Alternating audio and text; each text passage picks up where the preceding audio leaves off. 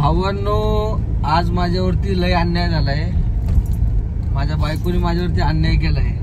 तुम्हाला सांगतो का, हे ज्या आईला बर्थडे हिचा आणि मेन्शन करतात मला आणि बर्थडेला ही सगळ्यांना धन्यवाद देते.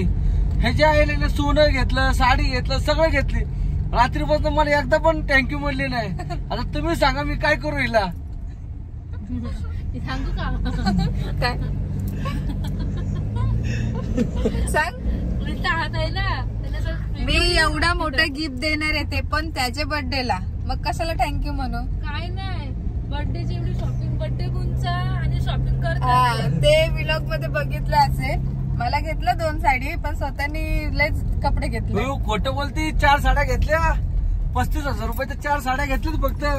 एवढी खोटं बोलती. बिल दाखवतो. तुम्ही पण ते घेतलं ना, फक्त एवढं पण मागताय पाहिजे असं झालंय. बघू, मला आता गाडी आज नवरा पाहिजे तर असा. बायकोची इच्छा आधीच समजून घेतला की तिला काय खायची इच्छा होते. मी तर मागितली सुद्धा नव्हती. भाऊला 1 नंबर करवंदे जांभळे. करवंदे कुठे भेटले? हो, करवंदे दे मला, दाखव. मावशीन दिले 50चे, मस्त गोड आहे. तेच बोलली नवरा